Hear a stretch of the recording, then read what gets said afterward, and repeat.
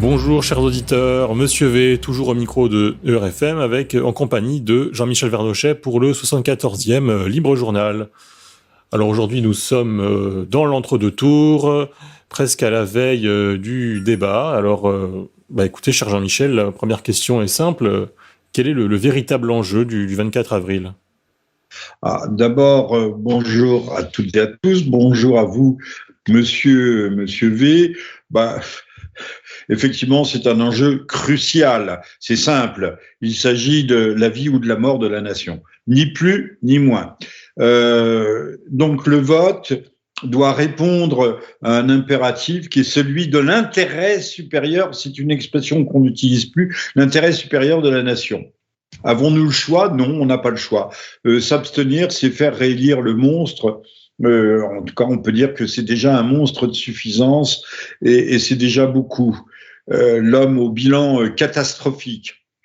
Donc, c'est le choix qui nous est présenté. Soit d'un côté, un homme, alors j'entendais encore ce matin Monsieur Castex qui était content de lui, mais son bilan, lui, c'était l'isolation thermique des maisons. C'est tout ce qu'il avait trouvé. Enfin, il est à l'image de son patron, hein, tel serviteur, tel maître. Et en face, on a un projet, alors, bien sûr, d'une personnalité, Madame Le Pen, qui n'a jamais exercé des fonctions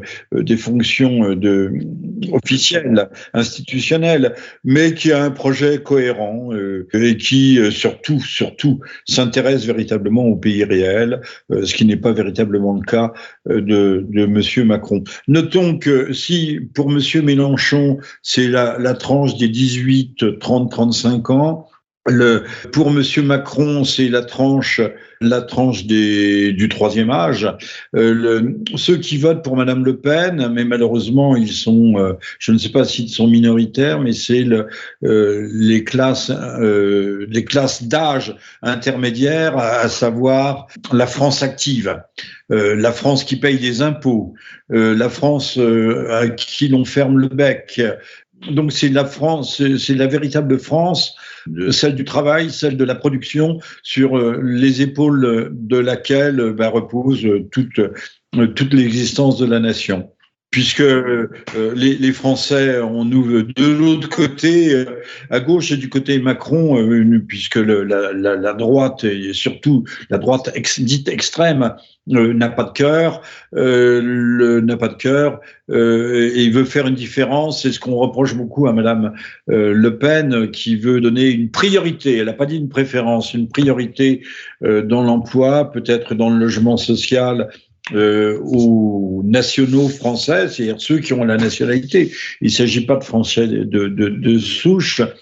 Eh bien, tout cela est énorme. Mais s'il n'y a plus de différence entre le citoyen et le non-citoyen, entre l'immigrant légal, l'immigrant clandestin et celui qui paye véritablement l'impôt en France, l'impôt et qui le paye depuis longtemps, et qui, le cas échéant, puisque nous sommes quand même dans un contexte de guerre, pourrait payer l'impôt du sang, puisque Monsieur Chirac n'a pas aboli le service national, il l'a simplement suspendu. Demain matin, on aura peut-être des jeunes Français qui auront la surprise de se voir appelés sous les drapeaux pour aller mener une guerre qui, comme d'habitude, ne sera pas une guerre qui serait la leur. Voilà. Donc l'hésitation n'est plus permise. Il faut laisser de côté l'abstention mélenchoniste, mais qui n'est pas une abstention, puisqu'il a dit faire barrage, qui est une manière détournée et finalement assez lâche, de voter en faveur du Zelensky franchouillard, puisque je pense qu'il y a des relations à faire entre les deux bons hommes qui sont aussi qui sont des comédiens, mais avec un tout petit C, ne sont pas des grands comédiens, mais tout petit C, mais talentueux malgré tout l'un comme l'autre. Voilà. Alors, quelle est la base de M. Macron ? Comment est-ce qu'il pourrait passer, en fait ? Monsieur Macron, en fait, n'a pas de base. C'est quelqu'un de totalement illégitime. Son élection, s'il passe, sera peut-être légale, mais au-delà des bidouillages, on sait très bien, et c'était déjà le cas la dernière fois, On le voyait puisque à l'Assemblée nationale, ces 400 députés, je ne sais pas s'il en avait 400, mais presque, ne représentaient qu'en fait que 12, 13, au mieux peut-être 14% du corps électoral des inscrits, du corps électoral, c'est les inscrits.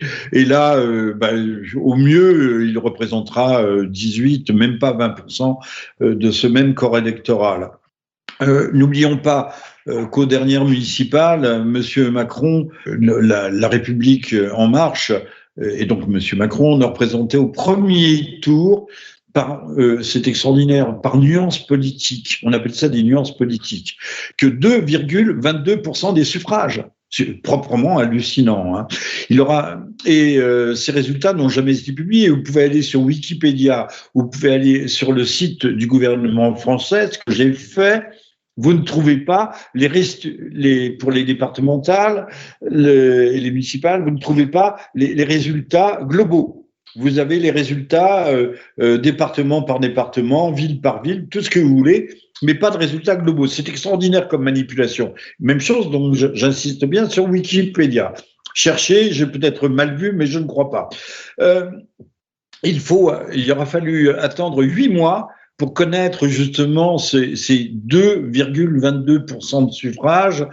Et on le doit à un député, Olivier Marleix, qui a tanné littéralement la place Beauvau, donc le ministère de l'Intérieur, pour obtenir ce chiffre, 8 mois. Hein. Les élections avaient eu lieu en mars et il ne les a obtenues qu'en mars 2020, en février 2021.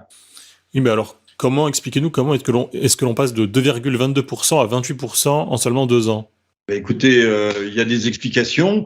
La fraude est l'une de ces explications. On ne peut pas exclure qu'il y ait manipulation des chiffres.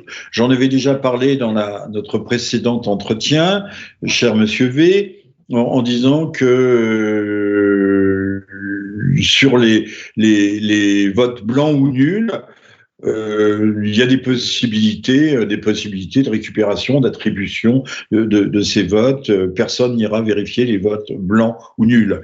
Et surtout avec l'avènement du vote électronique, qui concerne en France presque 1,5 million d'électeurs, il y a des transferts qui sont possibles, et aller voir ce qui se passe dans le cœur des machines, ça je ne crois pas. Et les machines n'ont évidemment pas de cerveau, ni d'âme. Donc en fait, par le jeu actuellement, la démocratie est une démocratie. Là, le Club de l'Horloge le disait il y a bien longtemps, parlait de démocratie confisquée, par le jeu à la fois des minorités proactives, le jeu des mécanismes partisans. On a souvent parlé de partitocratie et des mécanismes institutionnels, comme par exemple les découpages, redécoupages, le mode du scrutin. Le jeu électoral est complètement faussé et la représentation des forces présentes à l'œuvre, des forces vives de la nation, ne sont plus du tout représentées. C'est pourquoi d'ailleurs aujourd'hui tout le monde se préoccupe de vouloir réinjecter une dose de proportionnelle, ce qu'avait fait Monsieur Mitterrand. Mais ça lui avait coûté assez cher.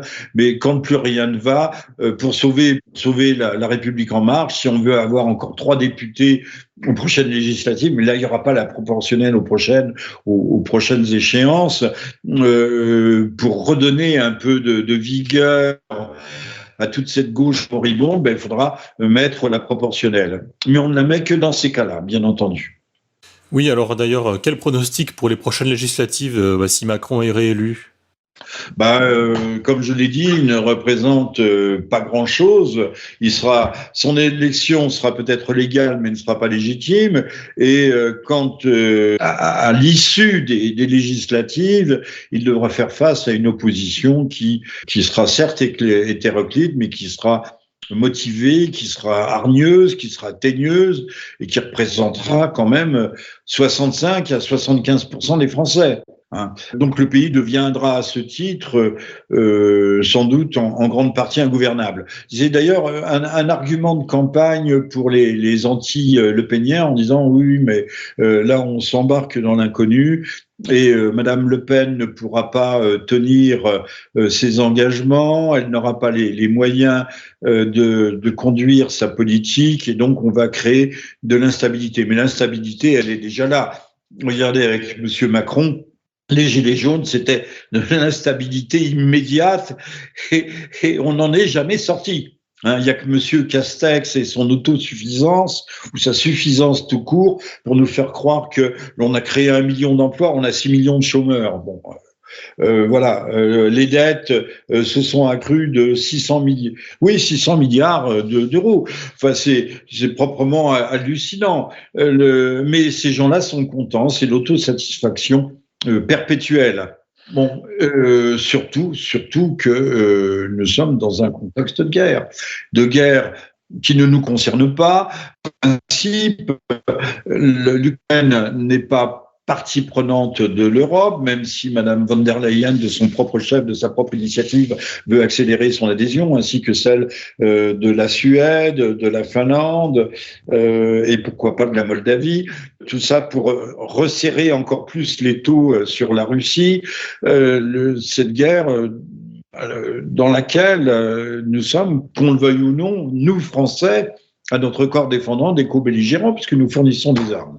Et qu'on fournit aussi, il y a des hommes, des mercenaires, alors même s'ils n'ont pas l'uniforme français, ni celui de la Légion, ni un autre, nous sommes impliqués, à telle enseigne d'ailleurs que les Russes ont proposé d'échanger non pas des Français, mais deux mercenaires ou 2 officiers de renseignement anglais contre un oligarque ukrainien proche de Moscou, proche du Kremlin, ce qui veut dire que vraiment cette guerre que nous fait croire une guerre de la Russie contre l'Ukraine est en fait une guerre internationale, une guerre de l'OTAN, une guerre des États-Unis contre la Russie elle-même. Bon, ça fait des années, si tout le monde a ça en mémoire, ça fait des années qu'on tire à boulet rouge, qu'on dit pique-pendre de la direction de la Russie. Tous les gouvernements à travers le monde qui ont le malheur de défendre les intérêts nationaux, les intérêts vitaux de leur peuple, de la nation qu'ils représentent, sont à bannir. Et on connaît, là ce n'est pas notre sujet aujourd'hui, la politique extensive de régime change, c'est-à-dire de changement de régime mis en œuvre par les États-Unis et surtout l'État profond américain. Mais alors sur ce sujet-là, Mélenchon et Macron peuvent très bien s'entendre. Apocalypse now. Apocalypse, étymologiquement, ça veut dire révélation. On voit bien que Monsieur Mélenchon, d'abord, on a dit que c'était un islamo-gauchiste, oui, pourquoi pas. C'est une grande gueule qui fait merveille sur le vieux port de Marseille, à des positions tout à fait mondialistes et antinationales qui sont sans équivoque. Et sa position actuelle de dire tout sauf Le Pen, c'est-à-dire abstenez-vous, ça ne veut rien dire. Il milite pour la réélection du bellâtre Macron. Macron est un bellâtre, ce mot a été oublié, mais c'est comme ça, il a une belle petite gueule, mais un peu trop belle, un peu trop... voilà. Macron, Mélenchon, même combat. Enfin, l'un est à l'extrême gauche, l'autre est à l'extrême centre, et un centre teinté de rose vif, certes. Sachons que les 2 hommes ont échangé au soir du premier tour, ont échangé des tweets qui sont tout à fait révélateurs et ont été rendus, donnés portés à la connaissance du public par le Canard enchaîné, d'après une source élyséenne. Alors, le parrain de la France insoumise, le capo mafioso, aurait dit en substance au candidat Macron, je cite, « J'ai clairement pris position contre Le Pen, à vous maintenant de donner des signes clairs à nos électeurs pour permettre de bouger ». On voit bien la collusion. Non, je parle de collusion, même de complicité. Et de soumission gratuite même. Oui, l'insoumis et on ne peut plus soumis, mais en fait, ces deux-là jouent dans le même camp. Il y en a un qui joue sur le rouge, l'autre sur le noir, mais c'est les deux faces d'une même monnaie, d'une même fausse monnaie. Alors, à ceci près quand même que plus de 70% des électeurs de Mélenchon refuseraient de voter à nouveau pour le pitre sanglant. Je fais pitre sanglant, c'est pas, je renvoie déjà à Zelensky, mais je référence faite aux mutilés, tous les estropiés. Si on perd une main ou un œil, on est un estropié des manifestations des gens, dont, soit dit en passant d'ailleurs, puisque je parle des Gilets jaunes, 22 500 qui avaient été arrêtés ont été privés de leurs droits civiques, ils n'ont pas le droit de voter, alors que, notons, et là c'est dérisoire, que les vrais délinquants qui sont incarcérés, eux, ont la faculté de voter et votent évidemment massivement pour le ténor de la canebière, pour Monsieur Mélenchon lui-même. Pitre sanglant, parce que encore une fois, la politique de Monsieur Macron est terrifiante dans cette affaire ukrainienne, et que quand même si le conflit ne s'apaise pas rapidement, les risques sont réels. C'est 1,5 milliard d'euros que l'Allemagne en armement prévoit de faire parvenir à l'Ukraine, à Kiev, au pouvoir de Kiev, et même chose pour les États-Unis, c'est également 1 milliard d'euros.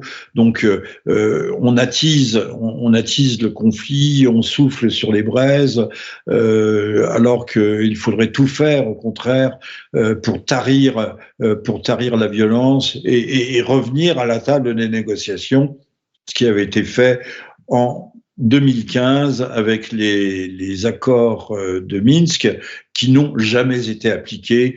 Merci Monsieur Hollande, merci Monsieur Macron, merci Madame Merkel. Alors revenons quelque peu dans la campagne d'entre-deux tours. Alors je vois que les religieux s'en mêlent, et nous avons eu l'archevêque de Strasbourg, Monseigneur Luc Ravel, qui est intervenu pour se prononcer en faveur d'Emmanuel Macron. Ah oui, tout incroyable. Incroyablement. On ne sait pas ce que les évêques, les archevêques en l'occurrence, et celui de Strasbourg en particulier, viennent faire dans cette affaire. Ils n'ont pas à se prononcer. C'est proprement, c'est déconcertant, c'est hallucinant, mais ça va de pair avec la politique actuelle du Vatican qui nous dit que on doit ouvrir grandes nos portes à toute la misère du monde, et peut-être l'Afrique est un réservoir inépuisable de misère, c'est bien connu.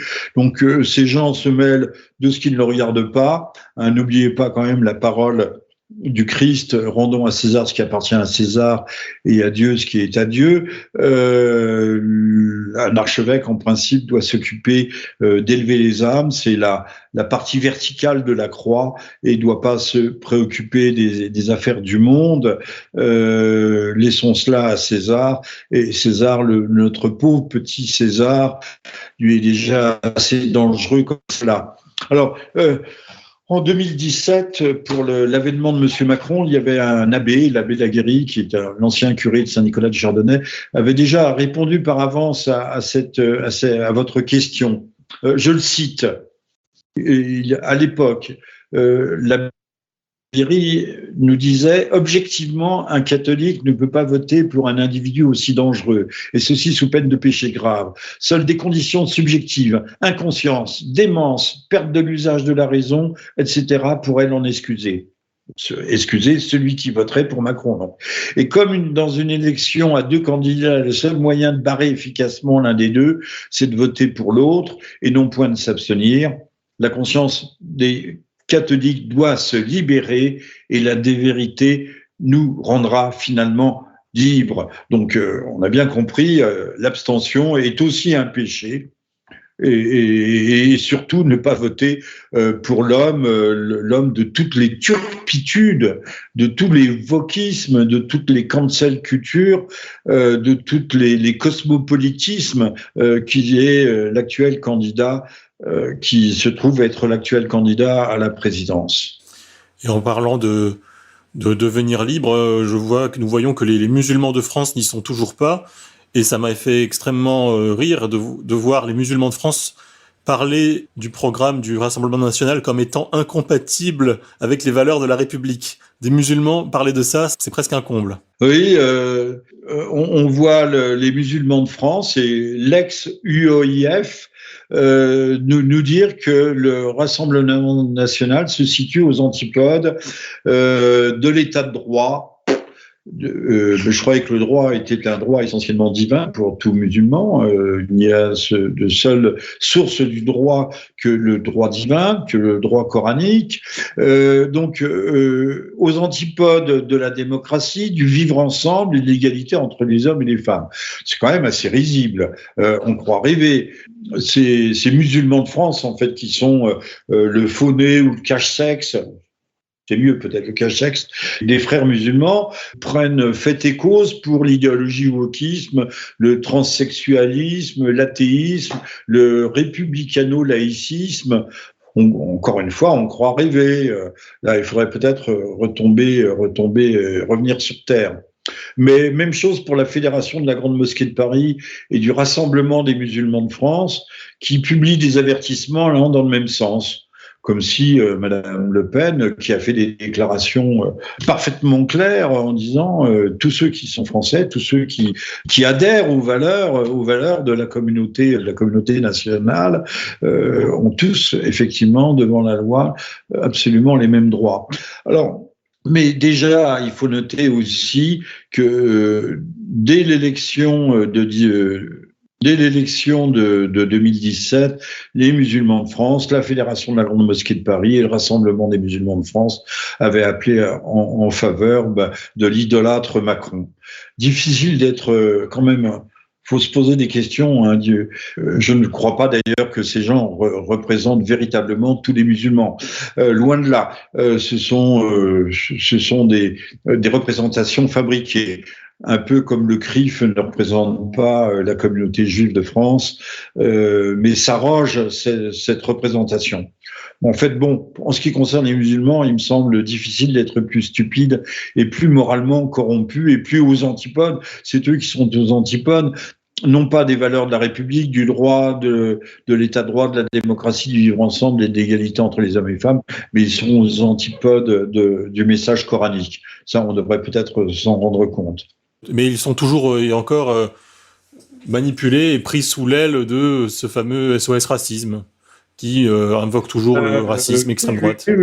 Oui, musulman SOS racisme, qui a été fondé par un Julien Drey, ancien trotskiste, judéo-trotskiste pourrait-on dire, et de toutes sortes de gens qui ont compris à quel point on pouvait manipuler la communauté musulmane. Ça, c'est vraiment dommage.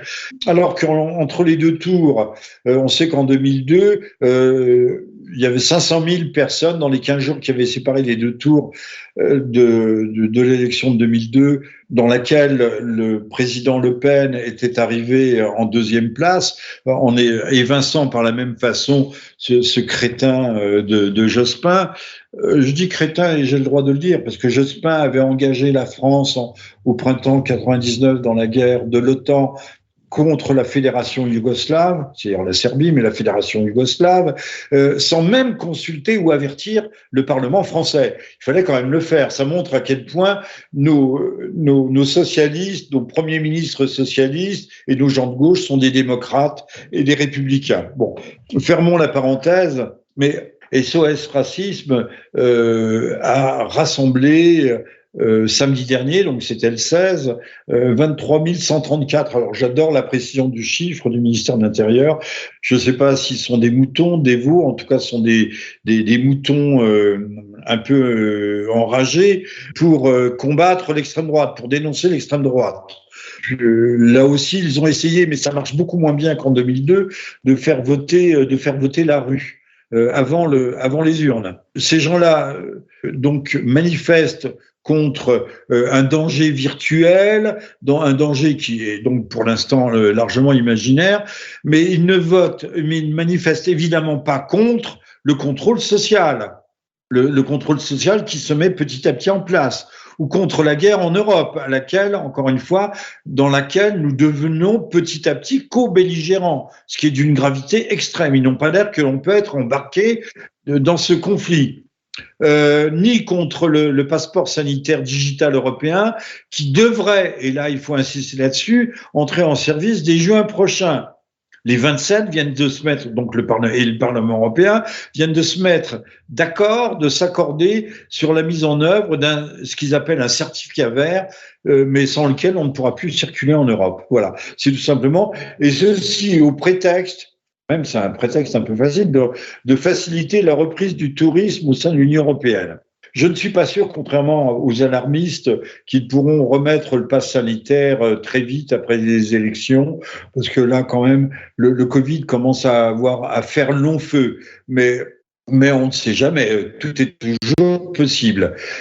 Ces gens-là ne manifestent pas non plus contre la grande réinitialisation et l'installation progressive d'un gouvernement mondial sous la houlette, sous la coupe des GAFAM. Non, ça les perturbe pas, hein, ça les inquiète pas.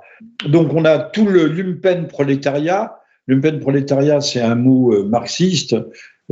Qui signifie le prolétariat en haillons. Là, c'est du prolétariat intellectuel en haillons, hein, en haillons moraux, spirituels. Donc les Antifa, les Black Blocs, Extinction Rebellion, qui peut bloquer les rues à Paris, ça ne pose pas de problème. Hein. Si c'est les gilets jaunes, on tape dans le tas.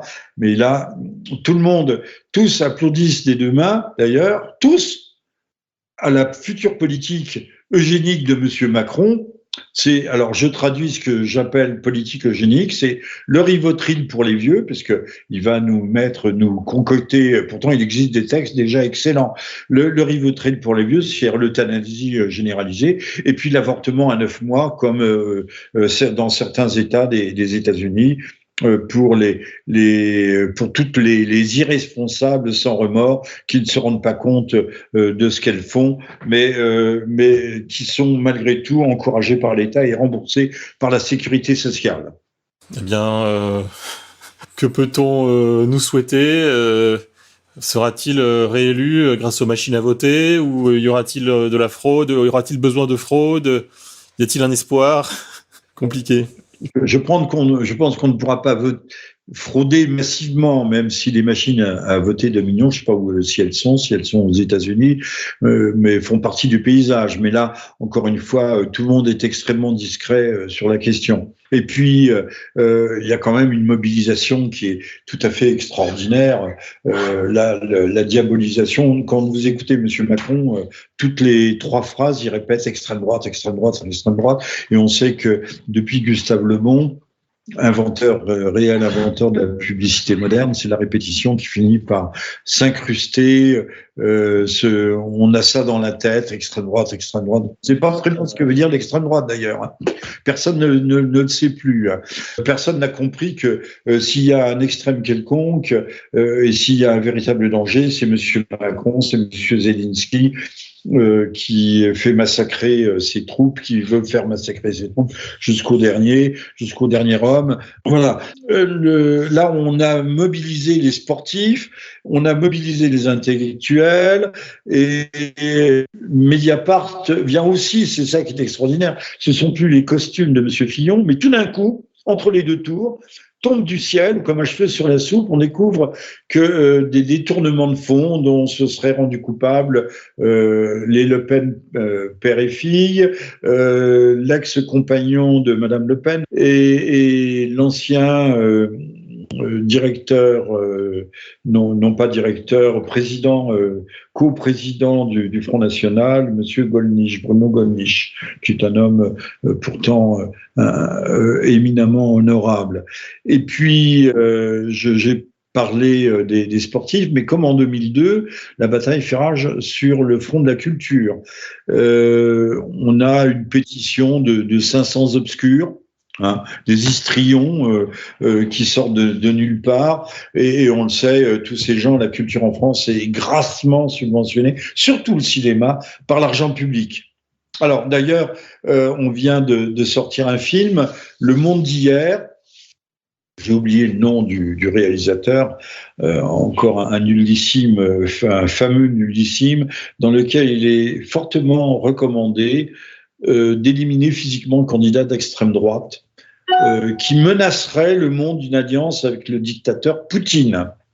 Alors, le secrétaire général de l'Élysée, qui est incarné pour le coup, par un excellent acteur remarquable, qui a été formé entre autres par le défunt Bouquet, qui vient de disparaître cette semaine, enfin la semaine précédente, dernière, Denis Podalides, qui recommande à la présidente, donc le personnage qui est une présidente dans le film, mais qui ressemble comme deux gouttes d'eau à Madame Pécresse, la Bougresse, de faire assassinat le candidat de l'opposition afin de délivrer le pays de la menace que fait peser un candidat d'extrême, il faut dire extrême droite.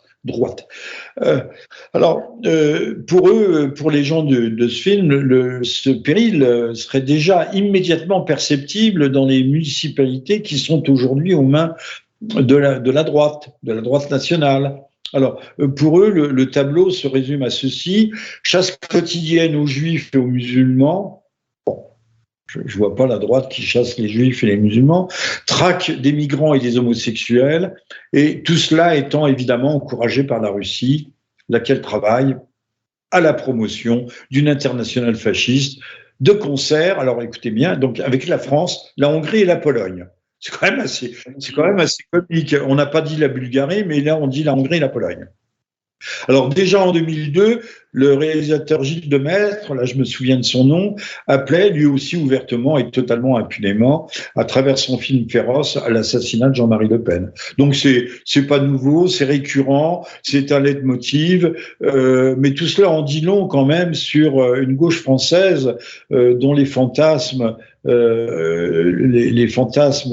relatifs aux arrivées d'un régime autoritaire. Alors je peux vous dire, pour connaître un tout petit peu la Russie, c'est un régime autoritaire, mais c'est pas un régime dictatorial, contrairement à ce que l'on peut raconter ici.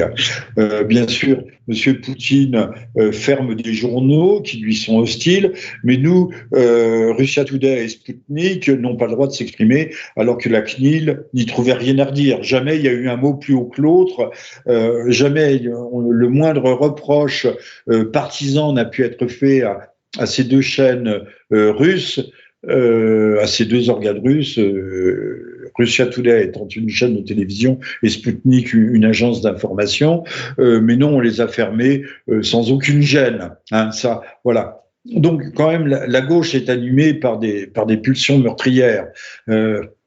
À l'égard de ses rivaux politiques, et ça reste inquiétant, et c'est aussi une constante dans l'histoire. Que fait Monsieur Lénine?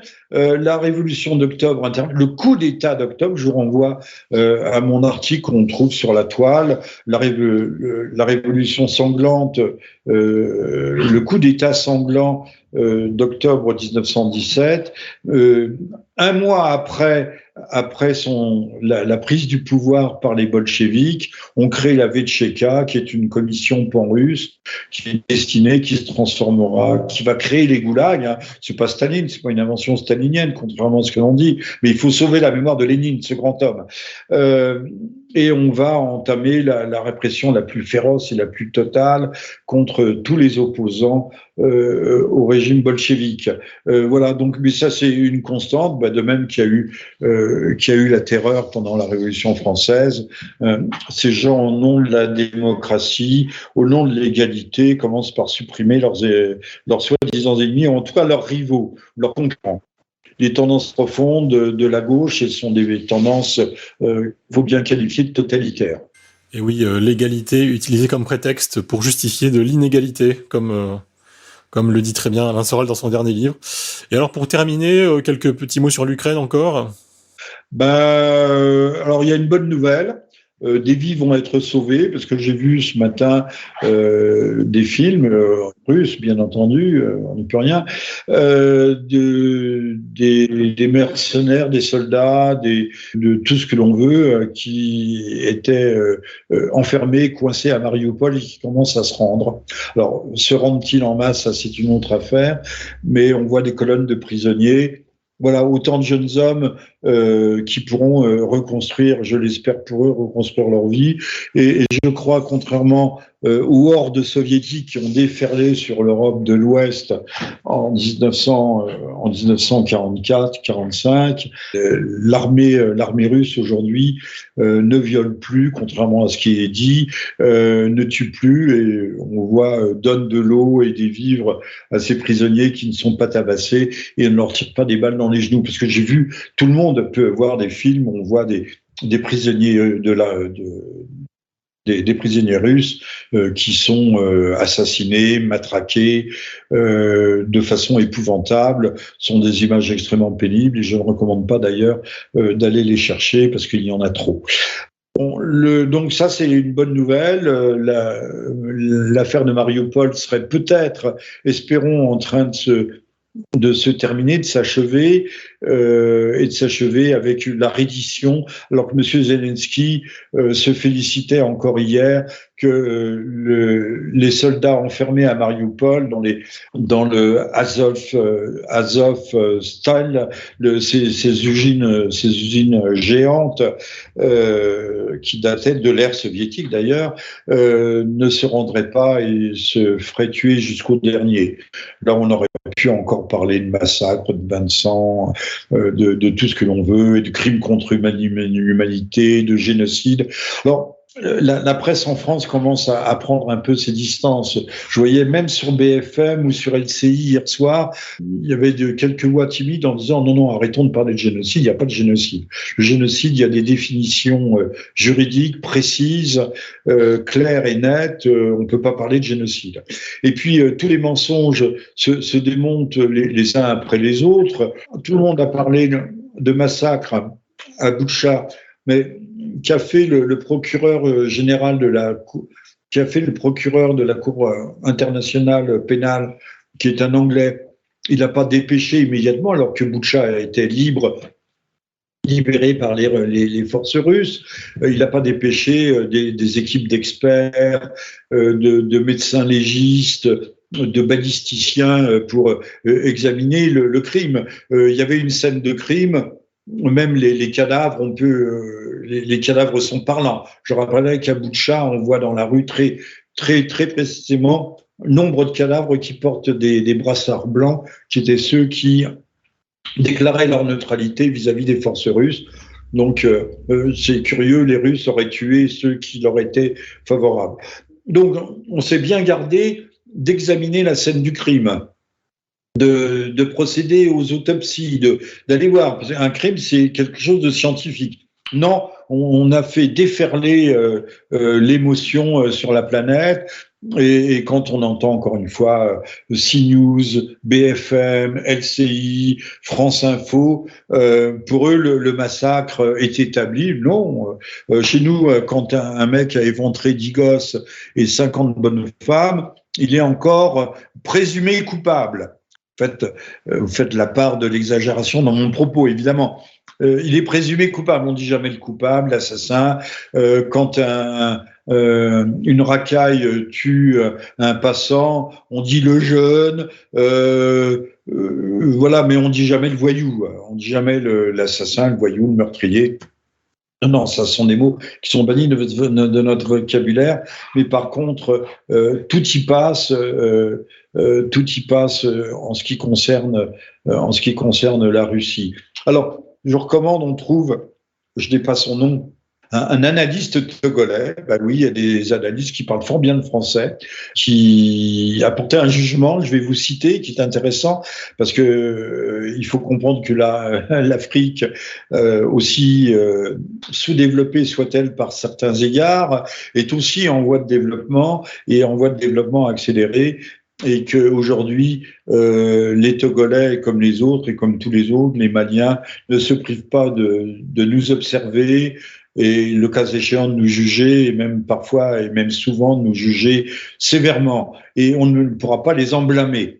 Alors, que nous dit cet analyste togolais à propos de l'Ukraine? Il dit: les grandes nations n'auront jamais autant rivalisé d'ingéniosité pour rallier l'opinion internationale à leur cause et légitimer donc la politique d'encerclement de la Russie. Tout y passe, les montages les plus incroyables, les complots les plus improbables et les mensonges les plus grossiers. Alors il détaille, on nous montre un avion russe, il y a différents exemples, il nous montre un avion russe qui est abattu par la défense antiaérienne ukrainienne, et tout le monde le sait, c'est connu dès le départ, c'est en fait tiré d'un jeu vidéo. On voit aussi une mère qui dit adieu à ses enfants ou je ne sais quoi. On fait une scène absolument déchirante, mais je ne sais pas si elle est prise en Palestine ou en Afghanistan, mais ça revient au même. Tout est bon, et malheureusement, le public français avale toutes ces couleuvres, qui ne sont d'ailleurs plus des couleuvres, mais des anacondas, hein. Donc, chaque jour qui passe voit surgir un nouveau crime de guerre, de nouvelles atrocités. L'autre jour, c'était une journaliste irlandaise, extrêmement courageuse, qui est arrivée à Boutcha après. C'est l'homme qui parle à l'oreille des chevaux, après avoir amadoué, avoir tranquillisé, avoir calmé au bout de 15 jours une femme qui lui a avoué avoir été violée pendant 3 semaines. Elle lui aveu sous couvert de l'anonymat. Mais on n'en a plus parlé dès le lendemain. C'était tellement stupide, violée pendant 3 semaines. Les femmes se taisent, elles ont honte. Mais donc un jour, c'est une gare qui est bombardée. Et bombardée par qui, on se le demande bien. Un jour, c'est une maternité. Enfin, tous les jours, il y a un nouveau crime, il y a une nouvelle horreur, etc. Et même j'ai entendu, ou j'ai lu, je ne sais plus, une chose presque à mourir de rire. Quand ce Togolais nous parle des mensonges les plus grossiers, il y en a un qui a dit, il tue nos chiens, il tue même nos chiens, et il les mange. Donc vous savez que les Russes mangent les chiens maintenant. C'est vrai que les forces russes sont à ce point affamées qu'elles mangent les chiens. Pas encore les petits-enfants, mais ça ne saurait tarder. Hein, de même que vous constaterez déjà depuis 15 jours, 3 semaines, on nous parle d'attaques chimiques. Il n'y a pas eu d'attaque chimique, mais si les Russes ont perpétré ou couvert les attaques chimiques des Syriens, il est évident qu'ils procéderont au même, comme si les Russes ont besoin de procéder à des attaques chimiques. Ils ont des missiles hypersoniques, mais alors il y a bien un réservoir de je ne sais quel acide sulfurique, etc., qui a explosé, mais c'est les Ukrainiens qui l'ont fait sauter. Mais il n'y a pas eu de nuage chimique, c'est bien dommage, sinon on aurait pu, là aussi, accuser les Russes. Voilà. Donc, je redonne cette bonne nouvelle. Les mercenaires ou les mercenaires ou les milices qui sont enfermés à Mariupol, qui sont donc ces extrémistes, là on peut parler d'extrémistes, commencent à se rendre, et c'est autant de vies sauvées. Alléluia. Plus il y aura de vies sauvées, et mieux ce sera. Alors, je ne sais pas s'il faut conclure ou ne pas conclure, mais l'ukrainisme, c'est-à-dire cette maladie, cette pathologie actuelle, cette pathologie mentale, on peut la situer dans l'immédiate continuité ou dans la persistance de l'immédiate continuité du covidisme, mais qui est aussi une persistance de l'emprise psychologique qu'on a créée à l'occasion de la pandémie. Voilà, ce n'est pas, c'est un phénomène qu'il faut prendre en considération dans le vote Macron notamment, hein, pour des populations, à propos de populations qui sont en passe d'aller faire la queue pour leur 4e dose de sérum à ARN messager. D'ailleurs, 4e dose qui est rebaptisée rappel, ou second rappel, mais on ne parle pas de 4e dose. Bon, les 3 premières n'étant pas parvenues à tuer tout le monde, les faire passer, comme je dis, à Patresse. Peut-être que la quatrième y parviendra. Continuer, puisque là, on aimerait aussi que si Madame Le Pen arrivait par miracle, mais il faut croire au miracle. Les miracles, ça se fabrique. Arrivait aux affaires, elle demanderait la publication réelle des chiffres réels et authentiques des effets secondaires qui existent tant aux États-Unis qu'au niveau européen. Mais encore une fois, la grande presse fait barrage. Nous sommes à placer une sorte de couvercle de confinement sur l'information, et couvercle qui pèse des centaines et des milliers de tonnes, et qu'il faudra bien à un moment ou à un autre faire sauter. Et oui, faire la queue pour aller faire sa dose ou faire la queue pour aller voter Macron, j'ai envie de dire que c'est un peu la même chose, le même combat. Et même dans la queue du bureau de vote, lorsque l'on voit les personnes qui ont le masque vissé sur le nez, on peut déjà deviner pour qui elles vont voter. C'est assez révélateur. Oui, Monsieur V, très bonne remarque. Je ne distribue pas les bons points, mais j'apprécie cette remarque. Et justement, elle est non seulement pertinente, mais elle touche au cœur de la cible. Elle va droit au but. Bien écoutez, je vous remercie. Nous remercions également nos auditeurs. Et nous allons nous quitter et vous dire à la prochaine fois et votez bien. Et votez bien. Et surtout, votez bien, c'est-à-dire votez anti-Macron. Voilà. Assez de ce monstre. Basta du monstre.